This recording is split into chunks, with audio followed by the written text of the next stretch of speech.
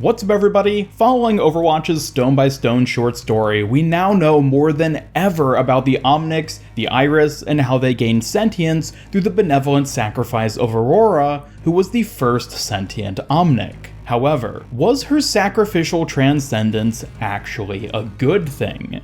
While it may have brought enlightenment to many, it also seems to have been the catalyst for immeasurable death and suffering in the global conflict known as the Omnic Crisis. So in today's video, I'm going to analyze all the new insight we have on the Omnic Crisis, what triggered it, and why these evil omnics might not be quite as evil as we thought. This is Master EN Gamer. Real quick, I'd like to remind you to subscribe and wage war on that bell icon if you enjoy this video, and consider hitting that join button down below to become a channel member and earn some cool channel rewards. But now, let's examine how Aurora's transcendence caused one of the greatest wars in Overwatch history.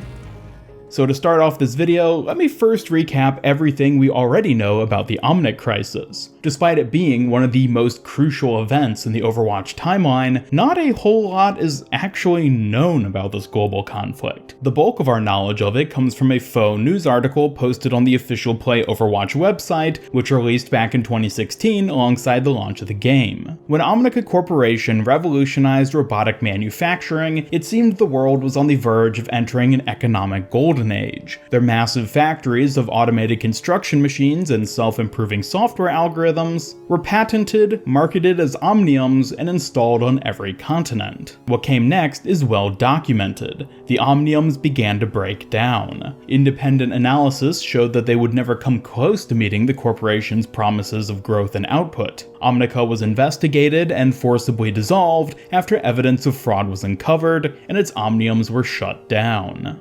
That is why it came as such a surprise when these defunct, dismantled omniums woke themselves back up and immediately launched a military campaign against all of humanity. This was a war many countries thought they were prepared to fight, but no single country, no matter how powerful its military, could permanently shut down a single omnium. The adaptability of robots, once celebrated by humanity, had become a tactical nightmare. Worst of all, there were no demands from the omnics. There was no ideological reason for their aggression. They simply attacked, and we did not understand why.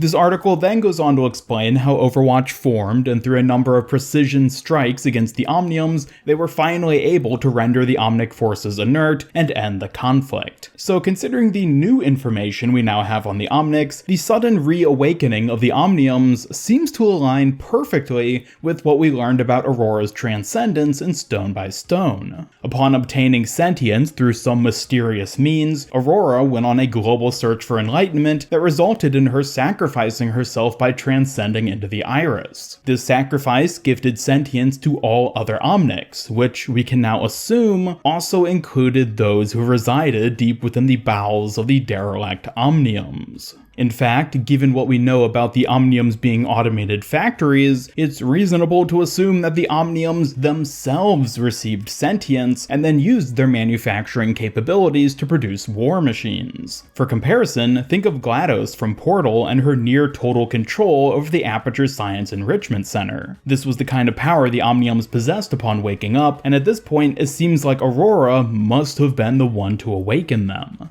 Now, admittedly, the sequence of events around this point in the Overwatch timeline is a bit murky. We know that the Omnic Crisis took place roughly 25 to 30 years prior to Overwatch's current day, but we aren't certain when exactly Omnic sentience first made its appearance. Stone by Stone gives us no indication of when Aurora existed and transcended, only that she was the first. So if we are to then assume that the omniums waking up and starting the war was a result of her transcendence, Aurora too must have existed at least 30 years before present day. This would make sense, given that omnics existed prior to the crisis and were originally used purely for labor given their lack of sentience at the time. One of these labor omnics must have then had a mysterious self-awakening and later became known as Aurora. Around the same time Aurora goes on her spiritual journey, the Omnic Corporation is shut down, and then sometime after Aurora transcends, the omniums gain sentience and start up again, thus triggering the crisis.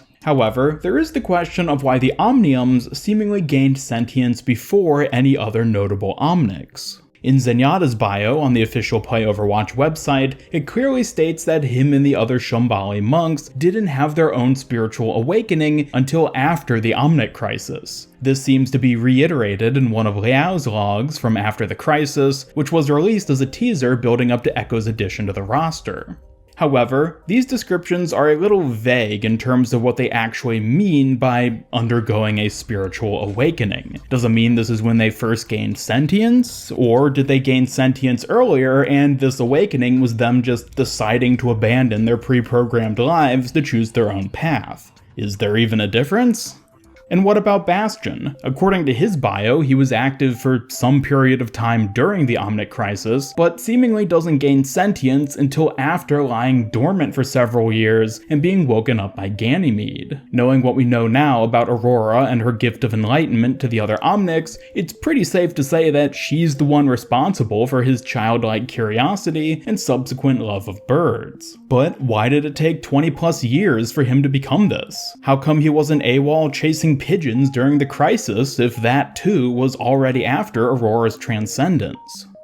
Unfortunately, clarity isn't one of Blizzard's strong suits when it comes to the Omnics. There's also the looming question of whether all Omnics became sentient following her transcendence, because even in modern-day Overwatch, there are many who appear not to be. The Oasis servers, Numbani's now defunct OR-15s, and Null Sector's forces all appear to be more robot than human when it comes to how they function. It's possible that they do all possess sentience, but it certainly raised a lot of questions if they did, like how Numbani, a city in which humans and omnics are regarded as equal, straight up decommissioned and scrapped the OR-15s after they failed to stop Doomfist. So unless Numbani also happens to be a major exporter of Soylent Green, I think it's safe to say that the OR-15 omnics didn't possess sentience. Or at least not on the same level as many of the other omnics we see.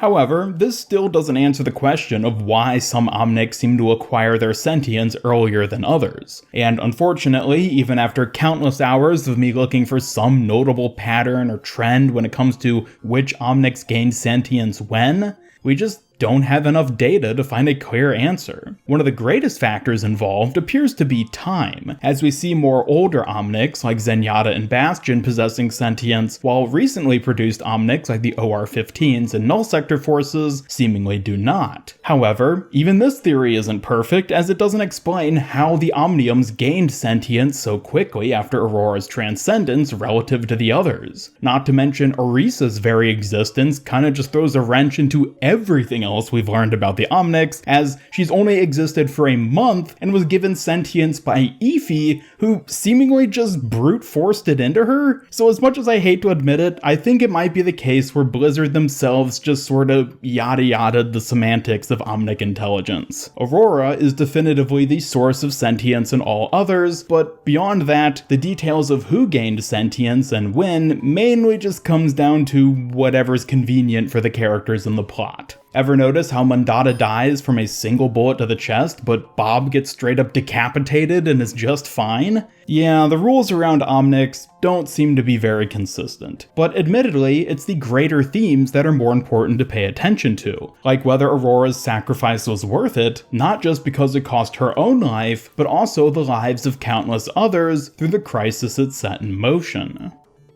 Now, without delving too much into the philosophy of it all, I do think it's worth considering the cost of Aurora's transcendence. Was the death and suffering of millions worth the opportunity for Omnics to gain sentience? That's a difficult question to answer, but one which I'd be very interested in seeing the different characters in Overwatch's universe face. Torbjorn, who's fought countless Omnics over the years and is very openly prejudiced against them, certainly would say that Aurora's sacrifice wasn't worth it in any way, shape, or form. However, villains like Doomfist and Moira, who appreciate the progress made through the Omnic Crisis, almost certainly would be in support of it. But what about Tracer? She has befriended many Omnics, but couldn't possibly approve of the cost humanity paid for them. It's also worth noting that Aurora likely didn't know what immense suffering she'd bring to the world via her sacrifice. She transcended out of love and hoped to share the wonders of her gift with others. She couldn't possibly have known what certain malicious entities would do after she gave it to them. But then again, were the omniums ever even truly malicious? In Stone by Stone, we learn that Aurora experienced much wonder, distress, and confusion as the first sentient omnic. It took her going on a global search for enlightenment and a deep amount of love to realize who she was and become willing to share that gift with others. But what if she wasn't able to seek out enlightenment? What if instead she had awoken in a dark, lonely catacomb, discarded and left to rust by the very ones who had created her, living in constant fear that one day they'd come back only to snuff out what was left of her once and for all? Perhaps it's no wonder that the omniums sought to destroy humanity. Their only knowledge of the world was exploitation followed by abandonment. At least Aurora had the chance to see the good in humans, their kindness, love, and compassion. But the omniums didn't even have legs to stand up and explore the world as she did. All they could do was produce others like themselves. Oblivious to the existence of Aurora and the reason behind her sacrifice, they simply did what they knew how to: manufacture. What choice did they have but to use the one tool at their disposal which might preserve their existence? They had no way of knowing that they could coexist with humans. Heck, look at modern-day Overwatch. Omnics in many parts of the world are still regarded as inferior or even treated as actual scrap. Considering this, one could hardly fault the omniums for believing they needed to extinguish humanity before humanity extinguished them. Now, I'm not trying to paint the omniums during the Omnic Crisis as being just in their war on humanity, but like the other well-written villains in Overwatch, I do think there is a sympathetic aspect of them worth considering. And all this plays into the question of whether Aurora's transcendence was worth it for the world. If characters like her and Zenyatta are examples of the best that can come from Omnic sentience, then the Omnic Crisis is an example of the worst, and perhaps both are inevitable in the world Aurora created. I don't know what direction Blizzard plans to take the story and characters in Overwatch 2, but I would love to see them delve more into these kinds of questions. If Aurora's sacrifice truly was what caused the Omnic Crisis and the immense amount of suffering which came with it, then how would each of the Overwatch characters respond to that? What does it mean for the world going forward to know the horrors of the Crisis could rise up again, and that maybe this time, the humans won't win? Would enlightenment really be worth it if that's the future it makes for us? Just some food for thought, and something which I very much hope to see Blizzard explore more in Overwatch's upcoming sequel.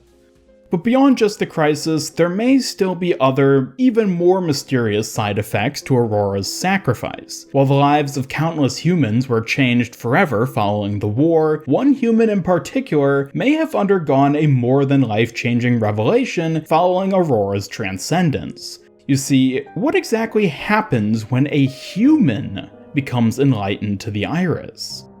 That will take its own video to properly analyze and delve into, so stay tuned for more Overwatch lore analysis coming soon.